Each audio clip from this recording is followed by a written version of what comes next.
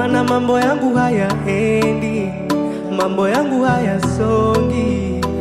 Huenda walilinenea jina mabaya kwa wakanda, wakalizika, wakalinenea laana. Hiyo laana ikaniandama, ndiyo maana mambo yangu hayanyoki.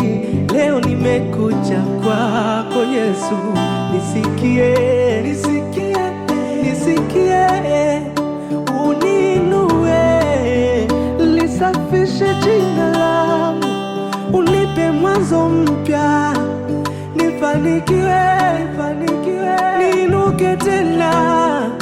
Mimi nakuamini, mimi nakuamini wewe.